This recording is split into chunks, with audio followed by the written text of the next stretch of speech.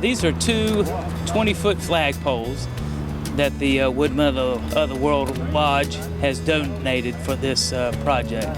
And when we heard about this Veterans Memorial, we said we just have to be part of that. Any project that has to do with promoting patriotism, it's all about promoting love of country and love of community. So 3 years ago at our annual Wreaths Across America event, the superintendent was a keynote speaker. It's something we do every year. We ran into some Gold Star mothers who are mothers of soldiers that have died at war. And we had a conversation, and we realized that there was nothing in town that was honoring anyone that had served recently. So the superintendent pulled together a committee of folks, and over the last 2.5 years, we began a project that we're culminating here today to honor 10 of our former students that have attended Leon County schools, that have given their lives protecting our country.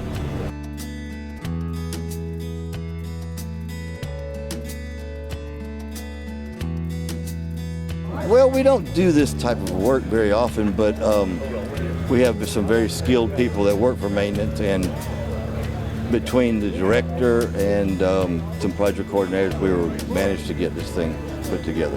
Laying out all the lighting systems and everything, coordinating everybody's time frame, because we had a very short time. This whole thing was built in approximately 32 days.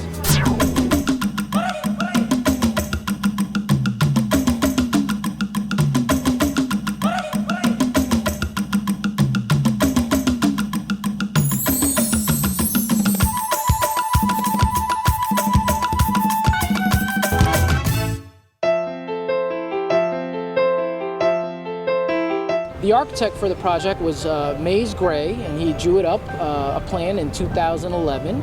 And then 30 days ago from today, June 5th, 30 days ago, we broke ground, and we've had people out here for about 30 days, more than 10 hours a day. Our Leon County Schools maintenance and facilities workers have put their blood, sweat, and tears into this. A lot of them are veterans themselves, and once they realized what they were working on, they worked that much harder and paid that much more attention to what they were doing, because they knew what it would mean to not only the families, but the entire community here in Leon County. You know, we picked this location here at the Bloxham Building for its history. It was the Carolyn Brevard School. I think that means a lot to the members of our community.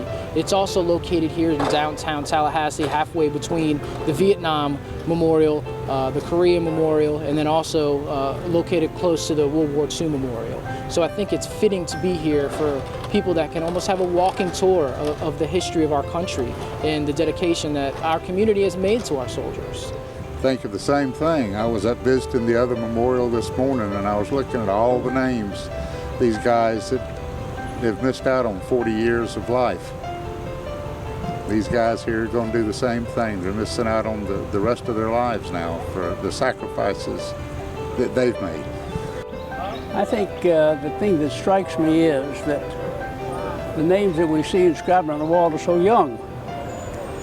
And as I will say later on this morning, old men declare war, but young men have to fight it. A lot of our employees worked on this. We had a committee, Paul Bird, Manny Joannis, Scott McPherson, David Wilson, Chris Petley, a whole group of individuals that worked so hard and helped organize all this. And I think this is a day that will be remembered in the Leon County school system forever.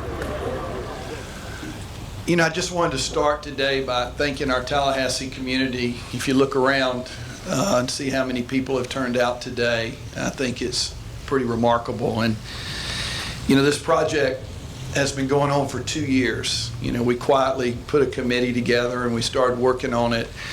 And some of the individuals that are here today are the ones that actually built the wall, that laid the brick, the business partners that donated the funds, and even I saw Walter Cully here who donated the granite, and I just thank all of you. And this is really what represents what our city is all about, and it's a special place to live.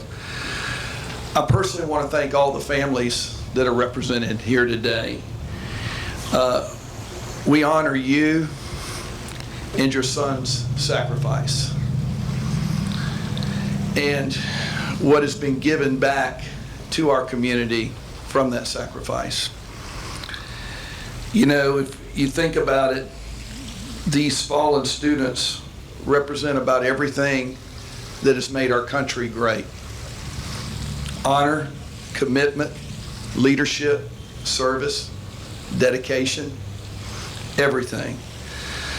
This Wall of Remembrance recognized 10 of our students that, like other students in this community, they played in our parks, they rode our school buses, some participated on sports teams, graduated from our schools, and left us to become great Americans.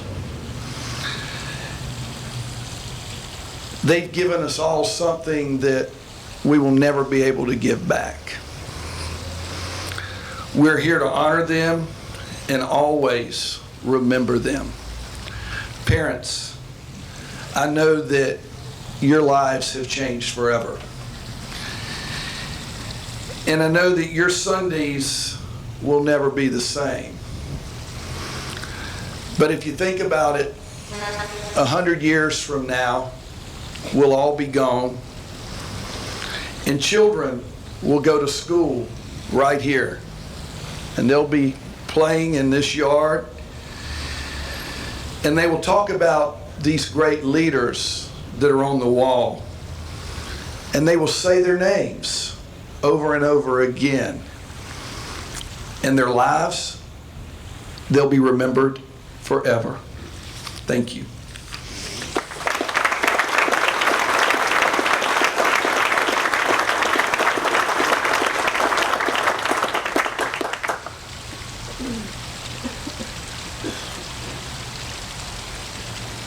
Thank you, Superintendent. It's my pleasure at this time to recognize several special guests who are with us today. First, I'd like to recognize some retired military officers who are present.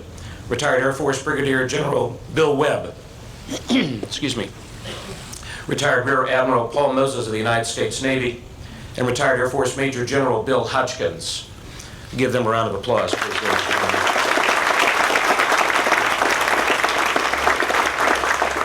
Also like to recognize members of American Legion Post 13 and others who are with us today. I'd like to recognize the members of the Veterans of Foreign Wars Post 3308 and others who are with us. I'd like to recognize members of the Marine Corps League who are with us today, and members of the Air Force Association who are with us. I'd like to recognize members of AMVETS Post 1776 and others who are with us today. Would all other veterans that we haven't previously recognized please stand at this time to be recognized?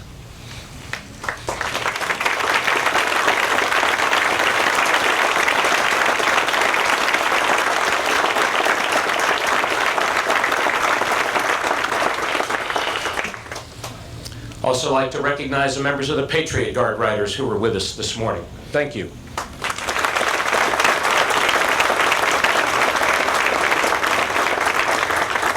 We have several elected officials who are in attendance, and I'd like to recognize them at this time. Once again, Chairwoman Joy Bowen from the school board.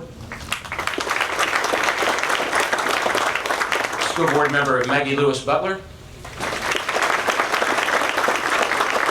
County Commissioner Nick Maddox. Tallahassee Mayor John Marks. School board member Dee Crumpler. City Commissioner Andrew Gillum.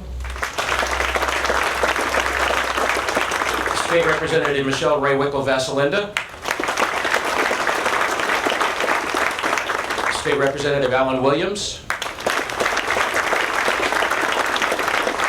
City Commissioner Scott Maddox. And City Commissioner Nancy Miller. Are there any elected officials who we were not able to spot? If you would like to introduce yourselves. Excellent. Now we'd like to bestow our gratitude upon those individuals and business partners whose work collectively allows us to be here today. This memorial, this wall of remembrance would not have been built without the help from our community. Leon County School District partnered with over 30 local businesses to secure donations of time and material. We will be adding a plaque to recognize them in the near future. We would also like to thank some additional partners that helped to honor our heroes here today. Walter Cully, who donated the granite of the memorial, the Woodmen of the World who donated the flagpoles and flags, the Air Force Association of Tallahassee, the West Point Society of Tallahassee, Brigadier General Bill Webb, the Association of Godby Graduates, the Sauls Bridges American Legion Post 13 for the use of the Soldier's Cross statue, Vet Events Tally, and the Patriot Guard Riders. We would especially like to thank the men and women of the Leon County Schools Facilities and Maintenance Department for the countless hours they spent constructing the monument you see in front of you this morning. And at this time, I'd like to welcome back to the podium Lieutenant Colonel Cliff Palmer for purposes of introducing our featured speaker. Lieutenant Colonel.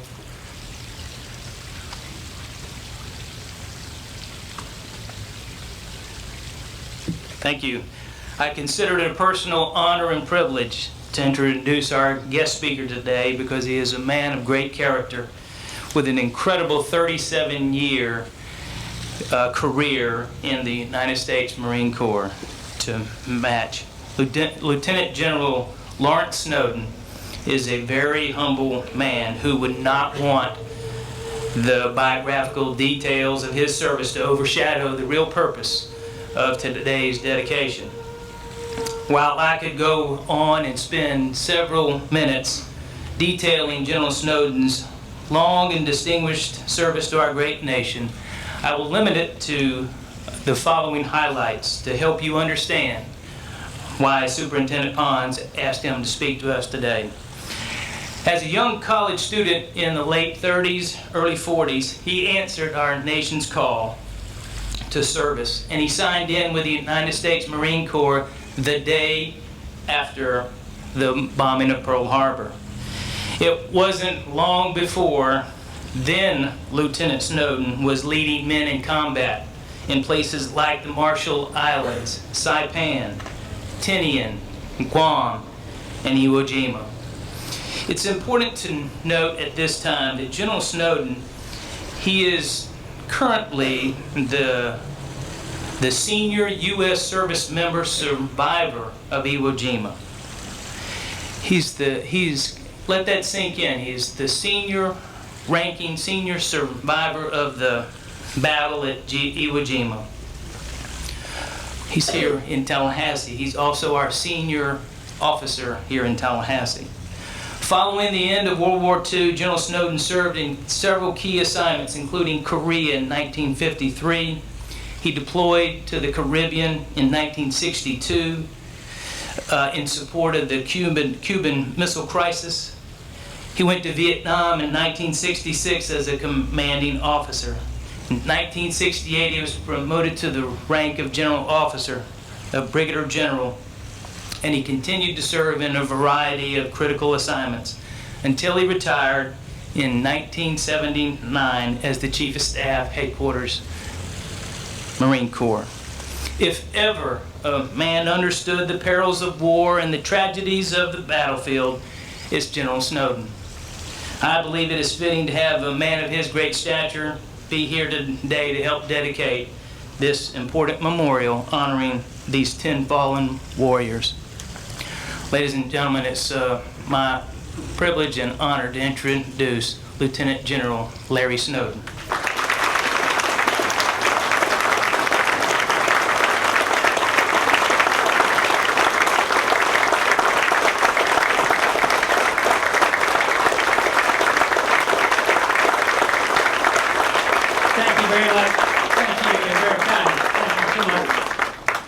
Colonel Palmer, you may have told these folks more than they need to know about me, but you were very kind, and I appreciate very much your nice remarks.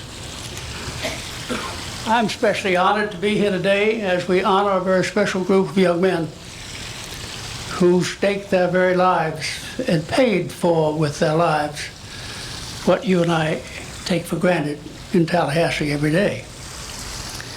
You know, the month of May usually brings beautiful weather to Tallahassee. Brings nice flowers because we get rain. It's also a special day that the Congress has designated for us to celebrate as Memorial Day. It's to honor all those who have given their lives in service to their country while serving in our armed forces. Would you believe that last year, the World War II Museum in Washington took a poll, and they found that 80% of Americans didn't really understand what Memorial Day is all about. Does that strike you as strange? Does me. The fact is, though, I recognize they might make confusion if they don't have a member in the military, because there are three really special days about our armed forces. The first is Armed Forces Day.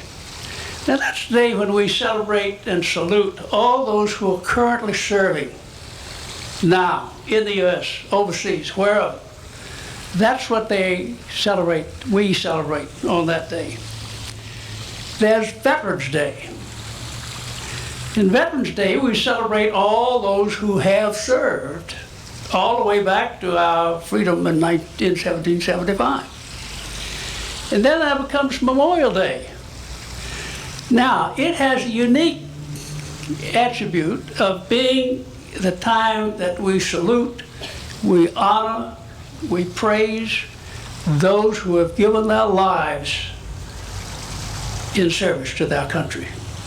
It's a day, too, in which we thank their families for their contributions to their service and for the good of our nation. Now, the fact is that just the other day, I saw a cartoon that struck me. It said that Thanksgiving is a day we pause to give thanks for the things we have. Memorial Day is the day we pause to give thanks for the people who brought us this opportunity. A cartoon can deliver a powerful message, and I think that's one. As I grew up, a young man, mostly in the state of Virginia, until I joined the Corps, I attended funerals of my friends and families, and I always found it extremely difficult to accept what the ministers kept saying is, we're here to celebrate the life. I didn't understand that. I thought I was there to mourn, and I was. And it was not until I lost my wife of 63 years of marriage a few years ago that I recognized I was there to celebrate the fact that I had her as long as I did, that she was a great mother and a great housewife and a great citizen for all those years. And there was indeed something to celebrate, but it took me a long time to accept that. So today, I know that you mourn, but let's also remember that we're celebrating the lives of some very great young Americans. I have to tell you why Memorial Day is a very special day to me. As Colonel Palmer pointed out, I'm a veteran of 3 wars. World War II, Korea, Vietnam. And it was my unhappy, sad, but remembering experience that I held a number of young Marines in my arms as they died on the battlefield, their insides ripped out by artillery shell fragments, by machine gun fire, by sniper fire, whatever, and their insides spilling out. And they were looking at me as I held them in the arms. They looked through my eyes, not in them, through them, and said, "Captain, help me, help me." And I said, "I'm helping you all I can," but I couldn't. They were beyond help. Nobody could help them. In those cases, I simply said to God, "Please take them home quickly and spare them more pain." And in most cases, He did just that. But I can tell you, as I think back about those young men, and I can almost see every one of them. And I remember very vividly one of the young men who was dying in my arms, his father was on a Navy ship lying offshore in Iwo Jima, providing gunfire support to those of us ashore. And I thought about the fact that just hours from now, somebody's going to have to go aboard that ship and tell that father that his son has just died on Iwo Jima. That struck me hard because back home I had a son waiting for me to come home from World War II. I said to myself, suppose, just suppose that somebody had to come to me today and tell me I just lost a son on Iwo Jima. How would I feel? Would I hurt? You bet I would. I knew he was going to be hurt, and my sympathy went out to him. Sometimes I tend to get a little emotional when talking about my Marines. I don't apologize for that. I've cried before audience. I may cry again. But generals cry. I did. And I cried because of my love for those that I just lost. And my admiration for those young men who are giving their all, without question, to support their country.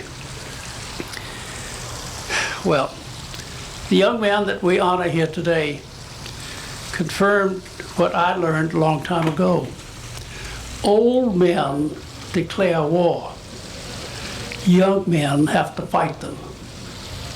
Today, it's young men and young women who fight them, but the idea is still there. Old men declare war, but it's the young men and women who have to fight them. Well, I can't talk about Memorial Day and service-connected deaths without telling you the story that I've told many times. I'm going to tell you again very briefly the story of Boots Thomas. Boots Thomas was born in Tallahassee, but moved very early on to Monticello, where his father found a job. So Boots grew up in Monticello. In the high school in Monticello, Boots was captain of the basketball team. He was captain of the football team. He was captain of the baseball team. He was in every school play. Whatever went on in the school, he was in front of it and leading it. He had a very high IQ and was very popular amongst all of his student friends. Now, at the time Pearl Harbor occurred, Boots was in Liberty College studying to be an engineer. But Boots couldn't stand by and not go to war. So he went to an armed forces examining station to enlist in the Marine Corps. He had to stand in line to take the physical exam. And when it came to the eye exam, he failed it. The doctor said, "You're colorblind." Well, that didn't stop Boots. He went to a different armed forces examining station. And he stood in line to take the eye exam. And every time he got to the front of the line, he stepped aside and said, "You go ahead, I'm not ready." What he was doing, the eye chart was the same every time. So Boots stood and he watched the charts, he listened to the answers, he memorized the answers, and when it came his turn, he passed it. He passed it. All right. He went off to Parris Island for recruit training. Halfway through, his drill instructors recognized that this was a really exceptional young man. So they recommended he go to Quantico, Virginia for officer training. What this meant was he had to take another physical exam. This time in the office of the base surgeon. So Boots couldn't stand in line, couldn't memorize anything. He had to face the chart, and he did. He failed, and the doctor said, "Boots, you're colorblind." Well, the next thing we hear about Boots, he is a platoon sergeant on Iwo Jima at the base of Mount Suribachi, calling for fire support against a very heavily defended position. He exposed himself deliberately to enemy fire to get that fire support for his people. He deliberately exposed himself. Fortunately, he was not wounded. Later, posthumously, he received the Navy Cross for that action. Boots was one who led the patrol up the backside of Mount Suribachi. When he got to the top, he found a piece of water pipe that became the flagpole for the flag raising on Iwo Jima. He was in the group that raised the first flag on Iwo Jima. That's not the picture you see about Iwo, which is the most famous picture in the whole wide world. That's the second picture, after they replaced the small flag with the large one so it could be seen all over the island. I've read accounts that said when the flag went up, Marines all over the island stood up and cheered. Not so. If you were in my company fighting at the base of Suribachi and you stood up, you were a dead Marine. So my guys didn't stand up and cheer. They looked up and were happy, but they didn't cheer. They didn't stand up happily. They didn't. Now, it's later. The task force commander ordered Boots out to the command ship for a radio interview, which was going to be relayed back to the United States. He wanted the people at home to get some good news about Iwo Jima, because the sad news of 2,000 casualties on the first day was bad news. He wanted some counter to that if he could find it, and he thought the Boots Thomas experience would provide that. So he had the interview, and it was relayed back to the States. The interview's over, and Boots is headed back ashore in a small boat, and there were a couple of correspondents in the boat. And one of them said, "Boots, how is it in there, really?" Boots' response was, "Really, it's hell in there. And I don't expect to make it to my 21st birthday." Well, 2 days before his 21st birthday, Boots was calling again for fire support against a heavily fortified position. He was down on the ground with one knee on the ground, one knee up, rifle in his right hand and radio in his left hand. A sniper bullet knocked the rifle out of his right hand, but Boots never stopped talking on the phone, on the radio. 60 seconds later, a second sniper bullet, right between the eyes, and Boots went home to God. Boots was right. He did not make it to his 21st birthday. Now, why do I love to tell that story about Boots, which has a tragic ending? Well, there's several justifications that I offer to myself about why I do it. First of all, he was an icon Marine, which makes him special. Second, he was a native of this city of Tallahassee, where I now call home. Third, he was a small town boy that really made good on the national scene. And if there's ever a true hero, Boots Thomas deserves that rating. Now, the problem really is that in war, we can measure the cost of beans, bombs, bullets, trucks, ships, ammunition, you name it. We got a price tag that we can recognize. What we cannot calculate is the loss of potential leadership that Boots Thomas could bring home to his city of Monticello and Tallahassee in the state of Florida, and maybe even national. We can't calculate what that loss of leadership costs us, but it's too much.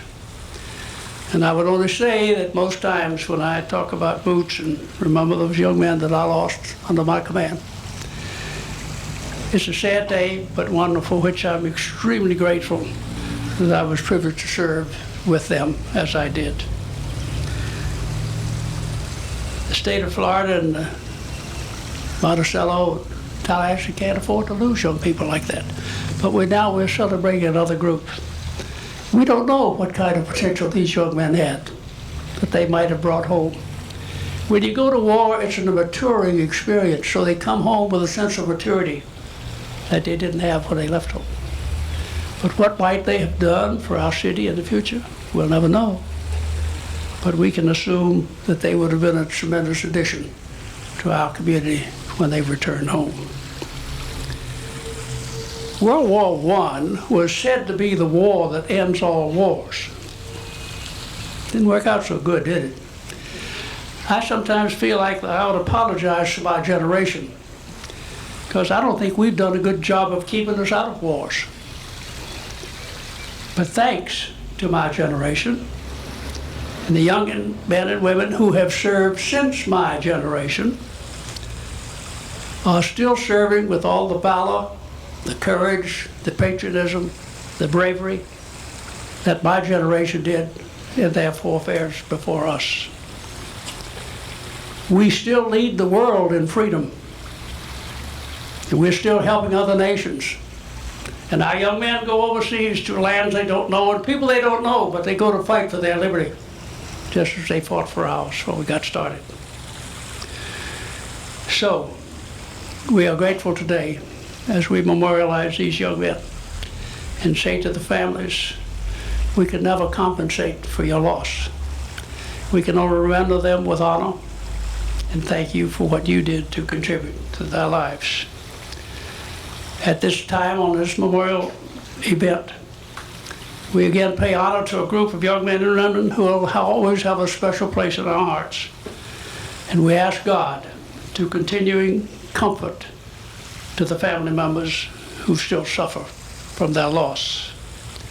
My prayer to God is that He will continue to bless America, our home sweet home. Thank you.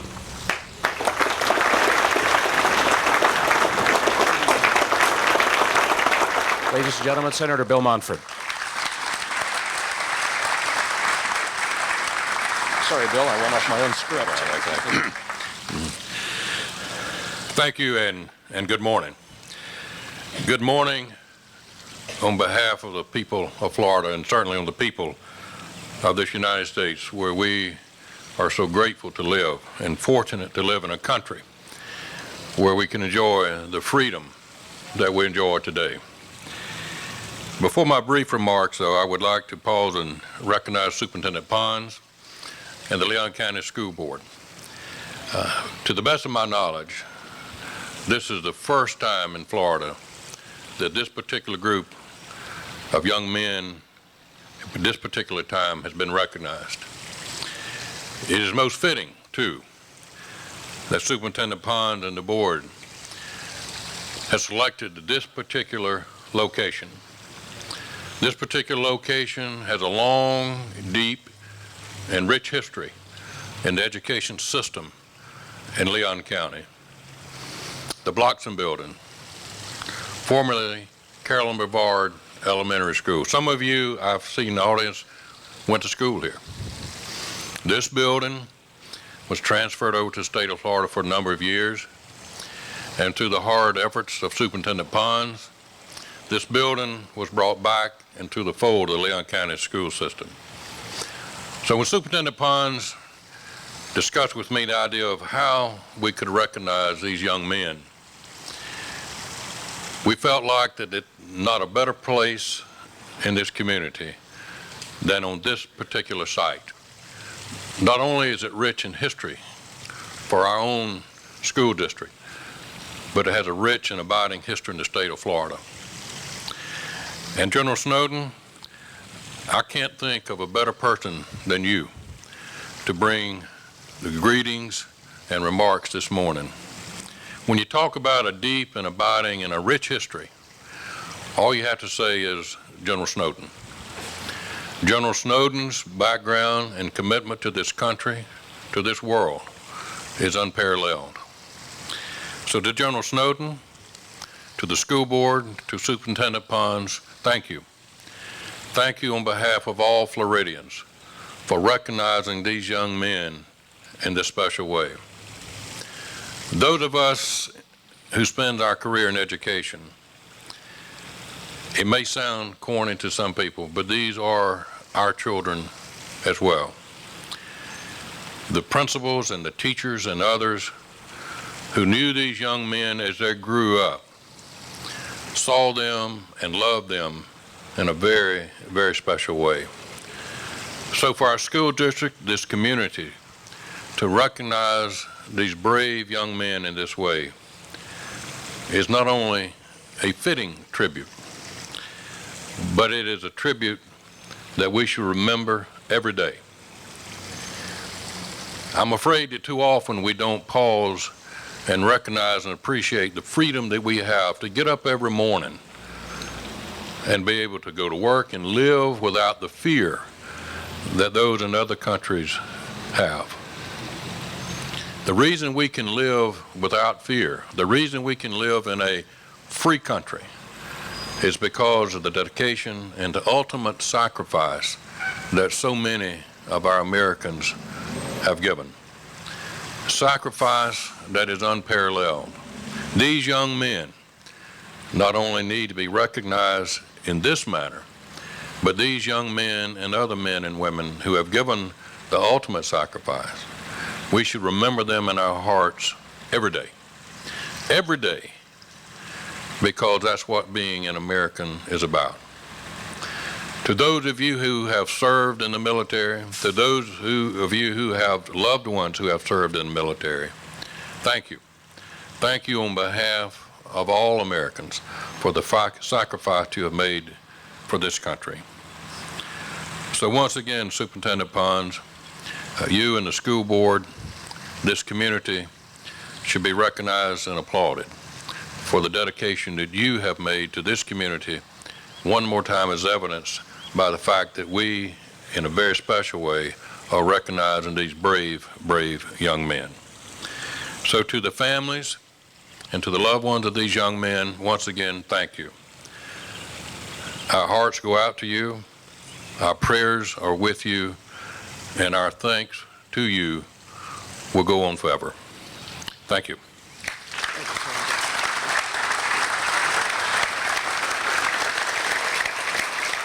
Sergeant Jesse Nathan Alaganga, Chief Hospital Corpsman Matthew J. Bourgeois, Ensign and SEAL Jerry Buck Pope, Master Sergeant Shawn E. Simmons, Specialist Robert A. Wise, First Sergeant Alan Gifford, Lance Corporal Daniel B. Chairs, Corporal Julian M.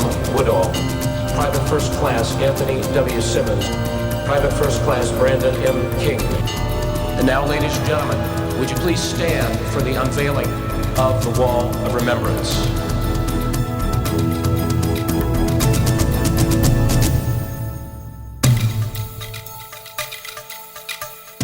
I personally want to thank all the families that are represented here today. We honor you and your son's sacrifice and what has been given back to our community from that sacrifice. We salute and thank the families for having allowed these boys who grew into men, who served this country, and who went out and fought for this nation so that our freedoms and the freedoms of others could be realized. It has been a very hard, a very long journey that I've been told by mothers before me that is forever. So we're doing everything we can as a family with having the Brandon M. King Scholarship Fund at TCC to keep his memory alive. And then, of course, with Leon County Schools doing this. This is amazing. This is so amazing. We're very, very proud and happy. Sometimes I tend to get a little emotional when talking about my Marines. The young man that we honor here today confirmed what I learned a long time ago. Old men declare war. Young men have to fight them. Well, it means to me that a grateful community is aware of the sacrifices that these young men and their families have made, and it's just a way of saying that we know we cannot bring your child back, we know that we can't do that, but we can let you know that we remember and we will not forget them. So this is a special occasion, not just for the parents and for the families, but for those of us here in the county that has something to do with these young men before they even got into the service. So today is special in memory and remembering those boys that went off to war and gave their full measure. Julian was a very kind person and very understanding and very compassionate. And he's taught me so much, and he's like the biggest teacher in my life. We have 10 individuals that are on this wall, and I believe they really tell the story of where our country's been over the last 15 or so years. One individual died in service to our country in Kenya when the first Osama bin Laden bombing, up until the last one here in 2008. You can see the history of our country and how it's impacted everyone within our community. So for our school district, this community, to recognize these brave young men in this way is not only a fitting tribute, but it is a tribute that we should remember every day. Think about it, when we do this, it's not because it's a protocol to do it for a show, but it's because we're obligated to do it as our fellow comrades in arms. So it means a lot to do this and recognize the individuals this day so that their life and ultimate sacrifice is not in vain. And the real meaning of what these young men and their families gave up really came home to all of us. And I don't think there's a dry eye in the place. And that is the kind of thing that brings us together as a community, brings us together as a state and a nation, to know that what these young men fought for, what they volunteered for, what they went, and they also wanted to protect their buddies next to them, but by the same token, they wanted to protect these United States and the Constitution that we all fight for. We are grateful today as we memorialize these young men and say to the families, we can never compensate for your loss. We can only remember them with honor and thank you for what you did to contribute to their lives. At this time on this memorial event, we again pay honor to a group of young men and women who will always have a special place in our hearts. And we ask God to continuing comfort to the family members who still suffer from their loss. My prayer to God is that He will continue to bless America, our home sweet home. Thank you.